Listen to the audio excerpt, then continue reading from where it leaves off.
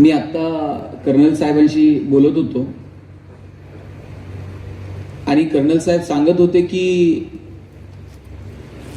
जगभरामध्ये शिवाजी राजांचं चरित्र,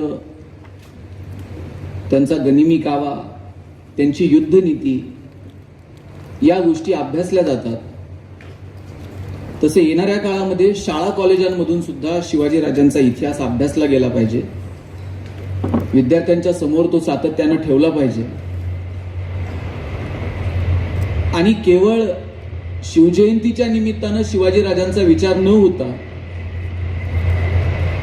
रोजच्या आयुष्यामध्ये आपण शिवचरित्र आत्मसात करू शकू का, या दृष्टीनं आपण थोडंसं या सगळ्या शिवाजी राजांच्या आयुष्याकडे, त्यांच्या चरित्राकडे, त्यांच्या इतिहासाकडे आपण सगळ्यांनी पाहिलं पाहिजे. नायर साहब, अभी मैं जी टॉकीज जो चैनल है उस पर मैंने पिछले 8 दिन रोज दो घंटे शिवचरित्र बता रहा था और हमने कुछ ट्राई किया कि चलो म्यूजिकली शिव कथा हम लोगों के सामने रखेंगे. और जब मैं ये सब पढ़ रहा था कि शिवचरित्र क्या है, आपने भी एक सेंटेंस बहुत अच्छा बोला की शिवाजी राजांना फक्त डोक्यावर न घेता त्यांना डोक्यात घेता येईल का. और मैं जब ये पढ़ रहा था, सुन रहा था कि कैसे हम लोगों के सामने शिवचरित्रों को लेके जाएंगे,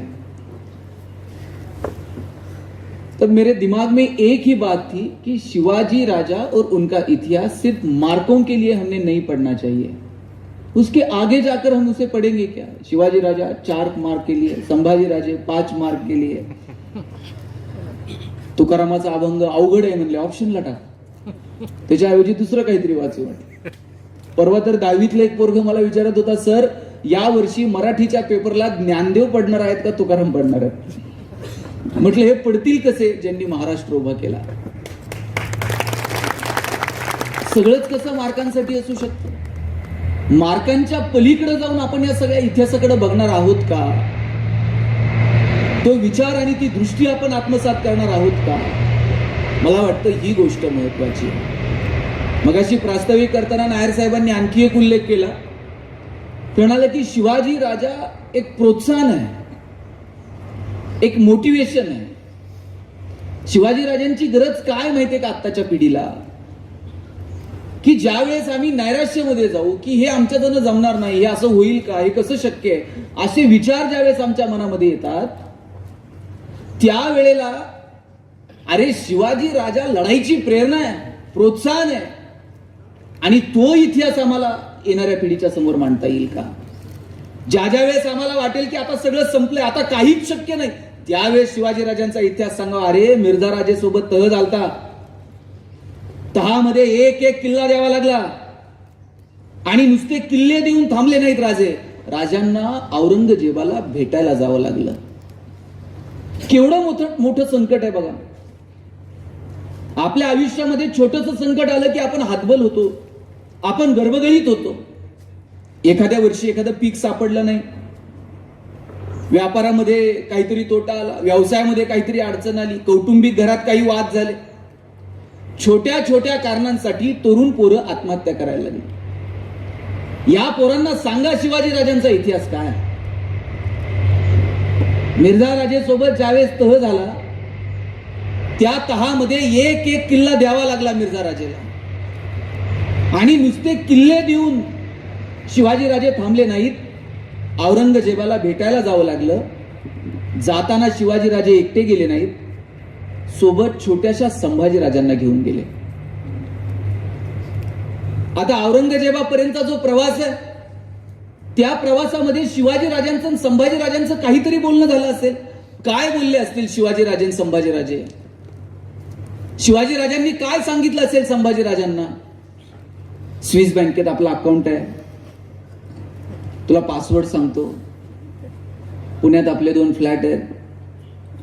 काय बोलले का असतील शिवाजी राजे. अरे शिवाजी राजांनी सांगितलं असेल, शंभूराजे आतापर्यंत तुम्ही जिंकणं बघितलं, आतापर्यंत तुम्ही यश बघितलं, आयुष्यातला संघर्ष सुद्धा जवळून बघा, चला माझ्यासोबत. सोबत घेऊन गेले. औरंगजेबाची आणि संभाजी राजांची भेट झाली.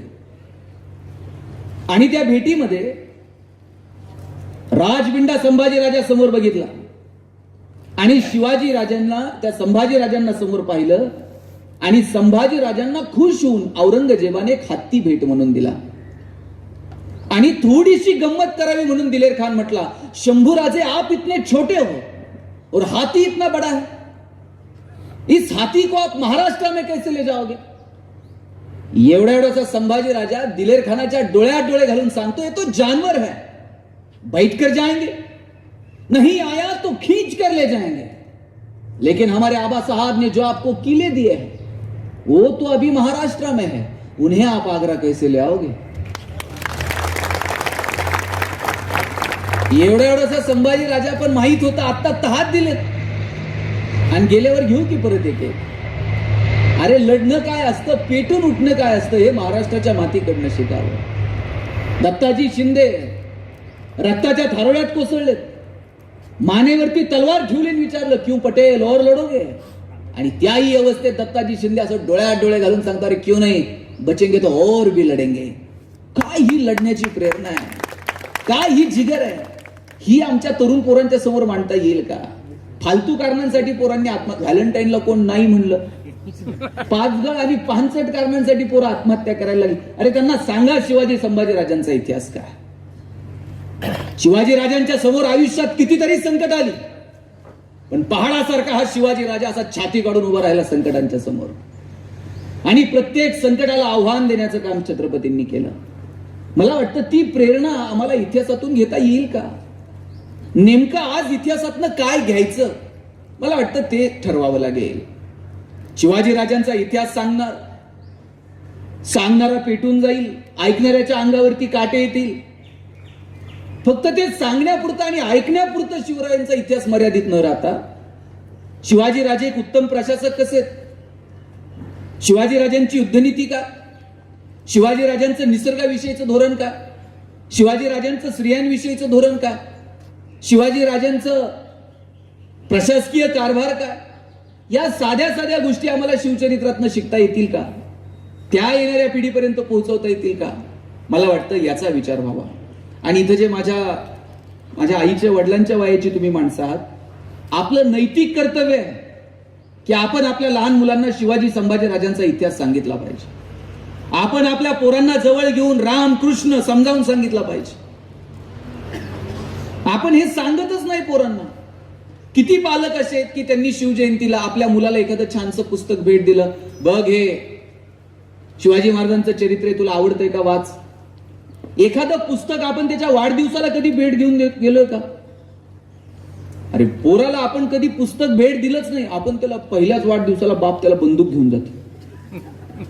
पोरगा बापाला मारल्याचं नाटक करतो, बाप मेल्याचं नाटक करतो. त्यात आईला हसायला येतं. कुठे घेऊन चाललोय आपण या सगळ्या गोष्टींना? पोरांमध्ये अन्यायाच्या विरोधात लढण्याची प्रेरणा जर निर्माण करायची असेल तर नैतिकता काय आहे, ती नैतिकता जगणारा, आपल्या जीवन चरित्रातनं दाखवणारा राजा आम्हाला येणाऱ्या पिढीसमोर मांडावा लागेल. शिवाजी राजांचं चरित्र म्हणजे नैतिकता आहे. काय शिवाजी राजांचं धोरण आहे हो स्त्रियांविषयीचं? रांझ्याच्या पाटलानं एका मुलीवरती अन्याय अत्याचार केला. त्या मुलीचा बाप शिवाजी राजांच्या समोर येऊन उभा राहिला, हात जोडून राजांना म्हटला, राज, गावाच्या पाटलानंच पोरीवरती अन्याय केला हो. सोबत येसाजी, येसाजीला राजांनी सांगितले, येसाजी जा पाटलाला मुसक्या बांधून आणा. पाटलाकडे गेला येसाजी. येसाजी पाटलाकडे गेला आणि पाटलाला सांगितलं, पाटील शिवाजी राजानं तुम्हाला बोलवलंय. पाटील मगरूर होता. पाटील म्हणला, शिवाजी राजा कधीपासून? ते नावाचा राजा आहे, आम्ही जन्मानं पाटील आहोत. जा सांगा राजाला तुमच्या येत नाही म्हणून. येसाजीनं घोड्याला टाच मारली, राजांकडे आला, मुजरा केला, म्हटला, राज पाटील येत नाही. सोबत बाकीचे सवंगडी होते, त्यातला एक जण पुढे आला म्हणला, येसाजी येत नाही म्हणून सांगायला आलात? अरे कमरेची तलवार काय शोभेची आहे आणि काढायची आणि आणायचं की? राजे म्हणले, थांबा, 50 जण जा आणि बांधून आणा म्हणले पाटलाला.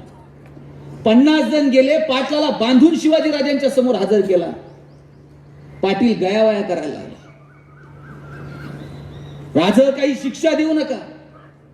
राजांनी सांगितलं ती पोरगी ज्यावेळेस किंचाळत होती त्यावेळेस तिचा आवाज तुला ऐकायला आला नाही. याला एकच शिक्षा, याला एकच शासन. काय? पाटील आहे म्हणले याचे 2 हात तोडा, 2 पाय तोडा आणि मानानं म्हणले गाढवा बसून गावात पाठवा. पाटील आहेत, मानानं गेले पाहिजे. हातपाय तोडले रांझ्याच्या पाटलाचे. का? तर एका मुलीवरती अन्याय अत्याचार केला. शिवाजी राजांच्या चरित्रातनं एवढं जरी आम्ही शिकलो ना की आम्ही आमच्या बहिणीचा जितका मान सन्मान ठेवतो तितकाच मान सन्मान, तितकाच आदर आम्ही इतरांच्या बहिणीचा केला पाहिजे. तर कोणत्या बहिणीसाठी मोर्चे काढावे लागणार नाहीत, कॅन्डल मार्च काढावे लागणार नाहीत. पण काय शिकायचं चरित्रातनं तेच आम्ही पोहोचू शकलो नाही लोकांपर्यंत. किती उदाहरणं सांगू मी तुम्हाला. शिवाजी राजे शत्रूच्या स्त्री सोबत सुद्धा किती कृतज्ञतेनं वागतात. कर्नाटकची मोहीम सुरू होती आणि त्या कर्नाटकच्या मोहिमेमध्ये सावित्री देसाई नावाची एक स्त्री शिवाजी राजांच्या सैन्याच्या विरोधात लढत होती. शिवाजी राजांच्या सैन्याने ती गढी जिंकली आणि ती गढी जिंकल्यानंतर सावित्रीला अटक केलं. तिच्या हातात बेड्या घातल्या आणि तिच्या हातात बेड्या घालून तिला राजांच्या समोर उभं केलं. राजांच्या समोर उभं केल्यानंतर सावित्री म्हटली, राजा माझी काय चूक असेल ती मला शिक्षा करा, पण माझ्या हातात जे तानं लेकरू आहे याला मात्र माफ करा. राजे म्हटले, सावित्री तुला कुणी सांगितलं की मी तुझ्या लेकराला शिक्षा करणार आहे? शिवाजी राजे सिंहासनावरून उठले, सावित्रीच्या समोर गेले, तिच्या हातातल्या बाळाला स्वतःच्या हातात घेतलं आणि सांगितलं, सावित्री हे पोरग माझा भाचा आहे, तू माझी बहीण आहेस. काय करारीनं तू लढलीस, जिंकलेली गढी तुला परत केली आणि ह्या पोराच्या दूध भातासाठी आजूबाजूची 10 गावं सावित्रीला परत केली शिवाजीराजांनी. अरे शत्रूच्या स्त्रीकडे सुद्धा बघण्याचा काय दृष्टिकोन आहे शिवाजी राजांचा. मला वाटतं हा आमच्या पिढीला कळेल का? हा तरुणांच्या समोर मांडता येईल का? रस्त्यानं जाणारी स्त्री सुरक्षित असली पाहिजे, घरातली स्त्री सुरक्षित नाही आज हो. बाहेरचं सोडा, घरातल्या स्त्रीला सुद्धा सन्मानानं वागणूक द्यावी, तिच्याशी 2 शब्द प्रेमानं बोलावेत. ही सुद्धा मानसिकता जर आम्ही तरुणांमध्ये निर्माण करू शकलो नाही तर आम्ही कुठल्या शिवचरित्राच्या गप्पा मारतो? शिवचरित्रातनं पहिल्यांदा काय शिकायचं ना तर स्त्रियांचा आदर करा. त्यांना रस्त्यानं जाताना सुरक्षित वाटलं पाहिजे, त्यांना शाळेत जाताना सुरक्षित वाटलं पाहिजे, बस मधून येताना त्यांना वाटलं पाहिजे की अरे आपण छत्रपतींच्या महाराष्ट्रात आहोत, आम्ही सुरक्षित आहोत. हा भाव कायम महिलांच्या मनामध्ये निर्माण व्हायला हवा आणि त्याच्यासाठी शिवचरित्रातले हे प्रसंग येणाऱ्या पिढीसमोर मांडायला हवेत. मला नेहमी वाटतं ज्या घरातली स्त्री सुखी ते घर सुखी, ज्या राज्यातली स्त्री सुरक्षित ते राज्य पुढारलेलं. म्हणून ती सुरुवात आपण आपल्या कुटुंबापासून करू. मी नेहमी म्हणतो की स्त्रियांचा आदर करा, त्याची सुरुवात आपण आपल्या कुटुंबापासून तरी करू. आमचे वडील 1 चॉकलेट आणायचे, माझ्या बहिणीच्या हातात द्यायचे आणि सांगायचे गणेश आणि तू अर्धा अर्ध करून. ताई चॉकलेटचे 2 भाग करायची, एक मोठा आणि एक छोटा. ताई चॉकलेटचा मोठा भाग मला द्यायची आणि छोटा स्वतःला ठेवायची. चॉकलेट छोटं होतं पण आभाळा एवढा संस्कार करून गेला. मोठ्या लोकांनी मोठ्या गोष्टी मोठ्या मनानं छोट्या लोकांना द्यायच्या असतात आणि जगात हे फक्त बहीण करू शकते. म्हणून बहिणीचा आदर करा, आपल्याही आणि इतरांच्याही. मला नेहमी वाटतं की आपण घरातल्या स्त्रियांचा सन्मान ठेवला पाहिजे. मी असंच एका कार्यक्रमात सांगितलं की घरातल्या स्त्रियांचा सन्मान ठेवा, स्त्रियांचं कौतुक करा.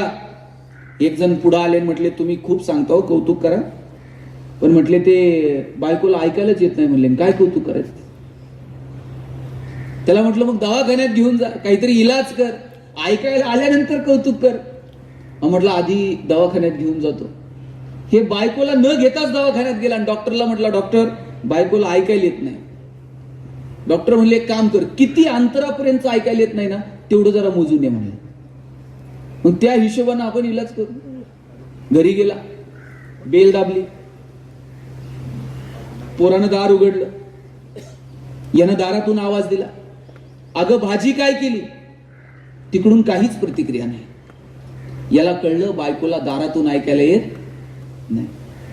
हॉलमध्ये गेला, हॉलमधून आवाज दिला, अगं भाजी काय? तिकडून काहीच प्रतिक्रिया नाही. याला कळालं बायकोला हॉलमधून पण ऐकायला येत नाही. किचनच्या दारात गेला, तिथून आवाज दिला, अगं भाजी काय? काहीच प्रतिक्रिया नाही. याला कळलं प्रकरण गंभीर आहे, बायकोला किचनच्या दारातून सुद्धा ऐकायला येत नाही. शेवटी बायकोच्या मागे जाऊन उभा राहिला आणि जोरात कानात ओरडला, अगं भाजी काय? बायकोनं हातातली कढई अशी दंदिशी आदळली, म्हणजे 4 वेळा सांगितलं ना तुला बटाट्याची केली. आणि डॉक्टरला सांगत होतं बायकोला ऐकायला येत नाही. 20 वर्ष ह्याला ऐकायला येत नव्हतं, तिनं कसा संसार केला? काय मित्रांच्या चुका काढण्यापेक्षा कधीतरी स्वतःच्या अंतर्मनात डोकावून बघू. स्वतःच्या अंतर्मनात डोकावून आम्हाला त्या स्त्रियांचा सन्मान ठेवता येईल का, त्यांचा आदर करता येईल का, एवढं तरी आम्ही करूया. मला वाटतं एवढं जरी केलं ना तरी सुद्धा खूप झालं. म्हणून शिवाजी राजांचा इतिहास फक्त डोक्यावर घेऊन मिरवण्यापेक्षा राजांना थोडंसं हृदयात मुरवता येईल का? राजांनी जो मार्ग दाखवला त्या मार्गावरून किमान 4 पावलं आम्हाला प्रेमानं चालता येईल का, स्वाभिमानानं चालता येईल का? मला वाटतं हे ठरवायला हवं.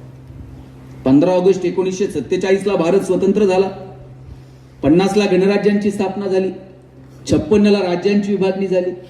62 ला भारतावरती आक्रमण झालं. आतापर्यंतची सगळी आक्रमणं आपण परतावून लावली. 69 मध्ये बँकांचं राष्ट्रीयकरण झालं. 72 मध्ये घाशीराम कोतवाल नाटक आलं. 75 मध्ये तुमचा शोले चित्रपट आला. 79 मध्ये मुलींच्या शिक्षणाविषयी ध्येय धोरण आखली. 82 मध्ये पृथ्वी क्षेपणास्त्राचा विकास झाला.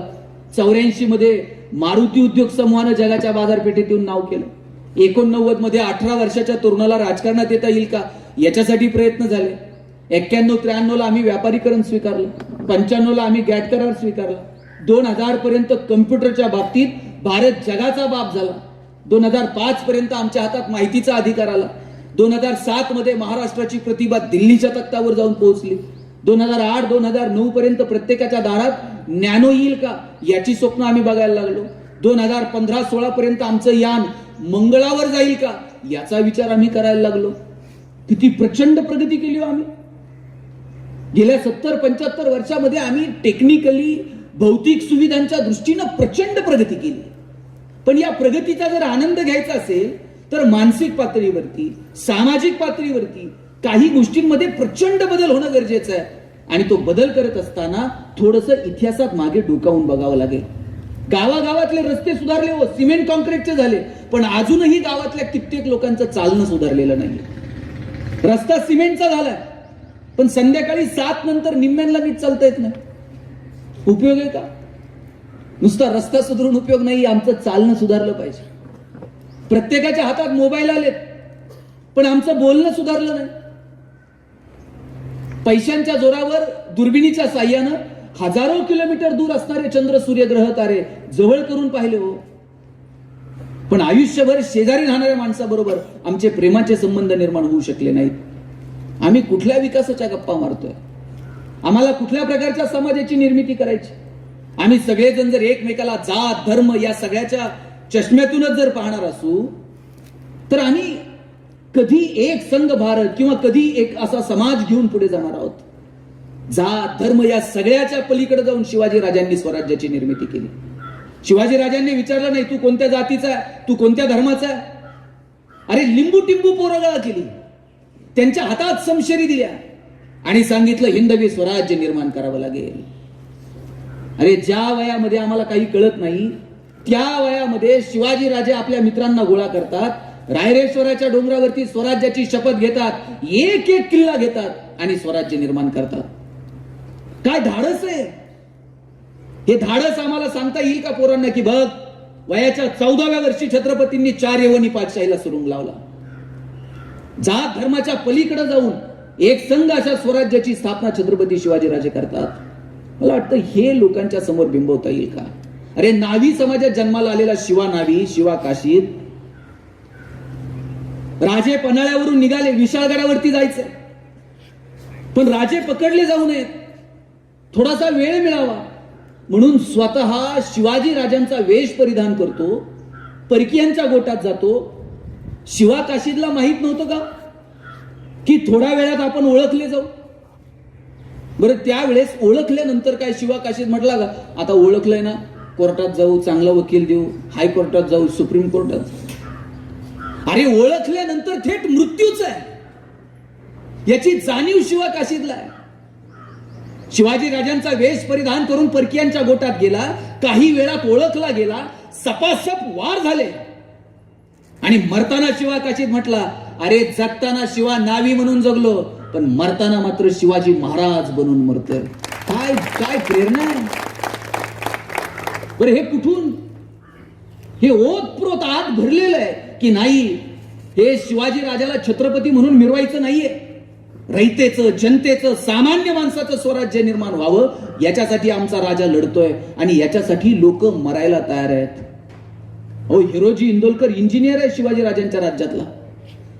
रायगड बांधला. काय बांधला रायगड? वरतून खाली जर काही येईल ना तर फक्त पाणी येईल, आणि खालून वर जर काही जाईल ना तर फक्त वारा जाईल, हवा जाईल. इतका सुंदर रायगड बांधला. आणि रायगड बांधून झाल्यानंतर हिरोजी इंदलकर एक दगड घेऊन गेले शिवाजी राजांकडे. त्या दगडावरती स्वतःचं नाव लिहिलं, सेवेसी तत्पर हिरोजी इंदलकर.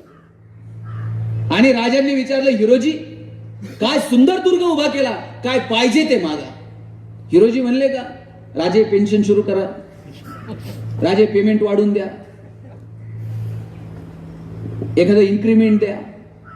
हिरोजी म्हटले, राज हा दगड घेऊन आलोय, काय दगडावर मी माझं नाव लिहिलं. आणि मग हिरोजींनी सांगितलं, राज या रायगडावरचं हे विश्वेश्वर मंदिर आहे, याच्या पायरीला दगड लावायची परवानगी द्या. राजे म्हणले, हिरोजी तुम्ही दुर्ग बांधला, अहो पायरीला काय, कुठं लावायचं तिथं कमानीवर लावा की. नाही राजे, ज्या ज्या वेळेस रायगडावर याल ना त्या त्या वेळेस तुमच्या पायाची धूळ फक्त मस्तकाला लागली पाहिजे, म्हणून शेवटच्या पायरीला दगड लावायची परवानगी द्या. अरे ही सेवा आहे, आमच्या राज्याच्या प्रती असणारं आमचं योगदान आहे, आमच्या नेतृत्वाच्या प्रती असणारं आमचं प्रेम आहे. या लोकांना स्वराज्य कळालं, आजही आम्हाला देश का कळालेला नाही? का आम्ही आमच्या लेकरांमध्ये ओतप्रोत देशप्रेम निर्माण करू शकलो नाही? सीमेवरती -डिग्री मध्ये जवान लढतो, रस्त्यावरती सिग्नल मोडताना आमच्या पोरांना का वाटत नाही हा देश माझा आहे? बस मधून प्रवास करताना आम्ही त्या सीट मधला स्पंज घरी घेऊन येतो, आम्हाला का वाटत नाही ही बस आमची आहे? सरळ सरळ गाडीच्या काचा खाली घेऊन लोक रस्त्यांवरती थुंकतात, आम्हाला का वाटत नाही आमचा देश आहे? देश फक्त सीमेवरती लढणाऱ्या जवानांसाठी? अरे देश माझा ही भूमिका, भारत माझा देश आहे, सारे भारतीय माझे बांधव आहेत, ही प्रतिज्ञा आम्ही घ्यायची. अरे रायरेश्वराच्या मंदिरात शिवाजी राजांनी प्रतिज्ञा घेतली स्वराज्याची, आणि ती पूर्ण करण्यासाठी कित्येक मावळ्यांनी आपलं रक्त सांडलं. आपण पण प्रतिज्ञा घेतो की? शाळेत प्रतिज्ञा घेतली की नाही आपण सगळ्यांनी? भारत माझा, सारे भारतीय माझे, माझ्या देशावर माझे. सगळ्यांची पाठ आहे प्रतिज्ञा, रोज घेतली आहे शाळेत. रोज प्रतिज्ञा होती की नाही? प्रतिज्ञा काय रोज घ्यायची असते का? एकदाच घ्यायची असते आणि आयुष्यभर पाळायची असते. शाळेत रोज प्रतिज्ञा आहे. गुरुजीला माहिती आहे की रात्रीतून निसरतंय, उद्या परत प्रतिज्ञा. बरं, प्रतिज्ञा घेताना त्या पोराचं प्रतिज्ञेकडे लक्षच नसतंय. हे त्याच्या खांद्यावर हात ठेवतंय, ते त्याच्या खांद्यावर हात ठेवतंय. प्रतिज्ञा कधी संपेल याकडेच लक्ष असतं. त्या प्रतिज्ञेचंही गांभीर्य नाही. आम्हाला वाटलं पाहिजे हा देश आमचा आहे, आम्हाला वाटलं पाहिजे या देशाच्या प्रती आमचं योगदान आहे. मी आता नायर साहेबांना विचारत होतो की आपल्या युनिटचं नेमकं काय काम चालतं. त्यांनी सांगितलं की आर्मीला टेक्निकली जो सपोर्ट आहे, मला वाटतं प्रत्येक घटकाचं काहीतरी वेगवेगळे योगदान आहे. कुणी सीमेवरती लढत असेल, तुम्ही टेक्निकली सपोर्ट करत असाल, कुणी डॉक्टर असतील ते मेडिकल फील्डमध्ये काम करतील, आर्मीसाठी कुणी इंजिनिअरिंग फील्डमध्ये काम करेल. प्रत्येकाचं योगदान वेगळं आहे.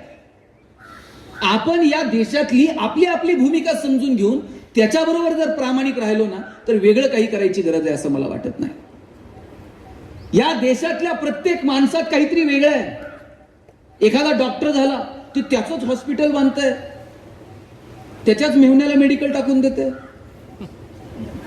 कर्जाचा हप्ता जवळ आला का गरज नसताना पेशंटला ऍडमिट करताय, गरज नसताना सलाईन लावताय, नॉर्मल डिलिव्हरी असेल तर सिझरिंग करायला लावताय. त्याला का वाटत नाही की अरे मी डॉक्टर आहे, या देशाच्या प्रती माझं योगदान आहे, मी कधीतरी प्राथमिक आरोग्य केंद्रात जावं, तिथल्या डॉक्टरशी चर्चा करावी. सिव्हिल इंजिनियरला कळतो हो पुण्यात किती स्क्वेअर फीटनं प्लॉट घ्यायचा, किती TDR, किती FSI. त्याला का वाटत नाही पालिकेच्या रस्त्याचं काम सुरू असताना 2 मिनिट मी रस्त्यावरती थांबावं, पालिकेच्या इंजिनियरला विचारावं जरा इस्टिमेट दाखव, मला पण थोडंफार कळतं. आमचं ज्ञान जोपर्यंत समाजाभिमुख होत नाही, आमचं ज्ञान जोपर्यंत राष्ट्राच्या प्रती आम्ही युटिलाइज करत नाही, तोपर्यंत प्रतिज्ञा फक्त औपचारिकता राहील. आमच्या पोरांना वाटलं पाहिजे देश आमचा, आमच्या लेकरांना वाटलं पाहिजे की आम्ही देशाच्या प्रती काहीतरी योगदान द्यावं. आणि मला वाटतं त्यासाठी पोरांना सांगा स्वराज्य निर्माण व्हावं, याच्यासाठी लोकांनी आपल्या प्राणांची आहुती दिली. अरे काय हो तानाजी मालुसरे लढायला निघाले कोंडाण्यावर.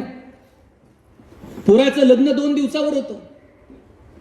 तानाजीनं रजेचा अर्ज पुढे केला असता आणि सांगितलं असतं पोराचं लग्न आहे, एक 15 दिवस रजा द्या. राजांनी दिली नसती. तानाजी म्हटला राज लढायला जाणार आणि आम्ही वरबाप म्हणून मिरवायचं आम्हाला शोभत नाही. स्वतः लढायला गेला. त्या कड्यातनं वरती गेले. उदय कुमार आणि कमल कुमारीचा संवाद सुरू होता. तो उदयभान विचारतो कमल कुमारीला, द्रौपदीच्या रक्षणासाठी कृष्ण आलता, तुझ्या रक्षणासाठी कोण येणार? उदयभानने विचारलं तुझ्या रक्षणासाठी कोण येणार? तानाजी पुढे ठाकला, द्रौपदीच्या रक्षणासाठी कृष्ण आलता, तिच्या रक्षणासाठी तुझा बाप समोर उभा आहे. तानाजीला समोर बघितलं, उदयभानने तलवार खाली ठेवली. या कड्यातनं वरती आलात कसे? गड दिला. तानाजी म्हटला तलवार उचल. अरे एखाद्या कुत्र्याच्या समोर तुकडा टाकावा आणि त्या तुकड्याच्या भोवती लोंडा घोळावा, ती अवलाद मराठ्यांची नाही. जगणार तर भगव्यासाठी आणि मरणार सुद्धा भगव्यासाठी. चल शमशेर उचल. शमशेर उचलली, युद्ध सुरू झालं. उदयभान म्हणजे 24-25 वर्षाचं पोरग. हातात पहार घेतली तर त्या पहारीचा सुद्धा 4चा आकडा करायचा. एक वार तानाजीच्या हातावरती पडला, हात निखळला, खाली पडला. खाली पडलेल्या तानाजीला लात मारून उदयभान निघाला. 80 वर्षाचे शेलार मामा लढत होते. 80 वर्षाच्या शेलार मामाने आवाज दिला, माझ्या तानाला लात मारून चालला. मनगटात जर एवढीच खुमखुमी असेल तर या शेलार मामावर वार कर. 24-25 वर्षाच्या उदयभाननं तीच रक्ताळलेली तलवार 80 वर्षाच्या शेलार मामावर फिरून टाकली. शेलार मामानं वार हातावरती झेलला आणि दुसऱ्याच वारात उदयभानला खाली पाडलं. 80 वर्षाच्या म्हाताऱ्यानं उदयभानच्या छाताडावर बसून, कुठल्या बिचव्यानं नाही, कुठल्या समशेरीनं नाही, कुठल्या तलवारीनं नाही, स्वतःच्या दातानं त्याच्या नरडीचा घोट घेतला. 80 वर्षाच्या म्हाताऱ्यात ही ताकद आली कुठून? 10-12 वर्षाचं लिंबू टिंबू पोरग सैन्य असं धावतंय, त्याला माहित नाही हे शिवाजी राजे. हातात दगड घेऊन धावून जातं. टाच मारून जर पुढे आलात ना, राई राई एवढ्या चिंधड्या उडवून टाकील. 10-12 वर्षाच्या पोरापासून 80 वर्षाच्या म्हाताऱ्यापर्यंत प्रत्येकामध्ये हे देश, हे स्वराज्य, ही उर्मी येते कुठून? ही प्रेरणा निर्माण करण्याचं काम कुणी केलं असेल तर ते शिवाजी राजे. जगात अनेक राजे होऊन गेले, अनेक सम्राट होऊन गेले. शिवाजी राजांच्या तुलनेमध्ये त्यांचं राज्य खूप मोठं असेल, पण एकमेव राजा आहे शिवाजी, ज्याच्यासाठी लोक मरायला तयार होते, ज्याच्यासाठी लोक जीव द्यायला तयार होते. राजे ना, आमचा राजा जगलं पाहिजे, हा मरतो आम्ही. एकमेव राजा आहे ज्याच्यासाठी लोक मरायला तयार होते. आणि त्याचं कारण शिवाजी राजांचं राज्य हे स्वतः मिरवण्यासाठी नव्हतं. सामान्य माणसाला न्याय मिळावा, त्याला माणूस म्हणून जगता यावं ना, याच्यासाठी शिवाजी राजांनी राज्य निर्माण केलं. ते राज्य, ते स्वराज्य, ते राष्ट्रप्रेम आम्हाला येणाऱ्या पिढीला शिकवायला हवं, त्यांच्या समोर ते मांडता यायला हवं. सगळ्यात महत्वाचं सांगू, शिवाजी राजांच्या इतिहासातनं काय घ्यायचं? शिवाजी राजांच्या अगोदरही अनेक शूरवीर होते, पण शिवाजी राजांनी धाडस दाखवलं. हो, आम्ही येऊ पुढे, स्वराज्य आम्ही निर्माण करू शकतो. हे धाडस, स्वप्न पाहायचं धाडस आपण आपल्या लेकरांमध्ये निर्माण करायला हवं. आपली पोरं मोठी स्वप्नच बघायला तयार नाहीत आणि त्याला कारणीभूत मुलं नाही तर आपण आहोत. पोरग काही वेगळं करायला गेलं का बाप सांगतोय अंथरून पाहून पाय पसर. त्याला ते पोरग हातपाय खुडून खुडून मरून गेलं. पण बापानं काय त्याला कधी हातपाय पसरू दिले नाही. शिवाजी राजांना स्वप्न दाखवलं ते जिजाऊंनी सगळ्या महिलांना सांगतो. शिवाजी राजांना घडवण्यामध्ये मोठा वाटा शहाजी राजांच्या बरोबरीनं आऊसाहेबांचा आहे, जिजाऊंचा आहे. जिजाऊ स्वप्न बघतात स्वराज्याचं आणि शिवरायांना सांगतात राजे उचला संशय. अफजल खानाला भेटायला निघाले शिवाजी राजे थोडेसे अस्वस्थ होते.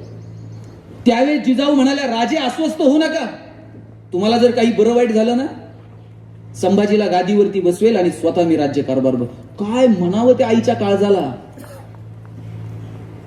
ही मोठी स्वप्न तुम्ही तुमच्या लेकरांना दाखवा. आपणच मोठं स्वप्न बघत नाही हो. परवा त्या दोन बायका गप्पा मारत होत्या साडीचा बोळा साडीचा बोळा. मी म्हणलो व्हॉट इज मीन बाय साडीचा बोळा. ती म्हणली आता बघ लग्न सराई. एखाद्या बाईनं लग्न सराईमध्ये आहेराच्या बदल्यात न घालायजोगी साडी दिली का ती तशीच जपून ठेवायची आणि तिच्याच पुरीच्या लग्नात परत करायची. आता केवढा मोठा विचार आहे बा. संक्रांत साजरी करता की नाही ताई? संक्रांत केली की नाही जानेवारीमध्ये? काय केलं संक्रांतीला? हळदी कुंकू. रथसप्तमी पर्यंत चालतंय ना यांचं हळदी कुंकू. प्रत्येकीच्या सवडी नसते. हिनं तिच्याकडे जायचं, तिनं हिच्याकडे यायचं. हिने तिला 4 आण्याचा कंगवा द्यायचा, तिने तिला 8 आण्याची वाटी द्यायची. त्या वाटीत खाता येईना, त्या कंगव्यानं इचरता येईना. मला कळतंय अशी हेच वाण आहे. त्यांनी वाण सुद्धा बदलले नाही. किती पगार वाढू द्या, चहाची गाळणी पावडरचा डबा, त्या चहाच्या गाळणीने चहा गाळता येईना, पावडरच्या डब्याला बीळ पडेना. आपण कधी बदलणार आहोत? काळ आणि वेळेनुसार बदललं पाहिजे. जरा मोठी स्वप्न आपण बघितली पाहिजे. आपल्या लेकरांना मोठी स्वप्न दाखवली पाहिजे. पोराला सांगा शिवाजी राजे एका सरदाराचा पोरगा आहे पण छत्रपती झाला. स्वतःच्या मनगटाच्या जोरावरती स्वराज्य निर्माण केलं. तुमच्या पोरांना सांगा मोठी स्वप्न बघायला. का वाटत नाही पोरांना? उद्योगात यावं, व्यवसायात यावं, प्रशासनात यावं, आर्मीत यावं, संशोधनाच्या क्षेत्रामध्ये काम कर. पोरांच्या डोक्यात आपण एकच बिंबवलंय कुठंतरी 10-20 हजाराची नोकरी कर. नोकरी लागली, परमनंट झालं, इतकं भारी ना. त्याच्या पलीकडे विचार करायला तयार नाही. का बरं वाटत नाही आपण उद्योग व्यवसाय व्यापारात यावं?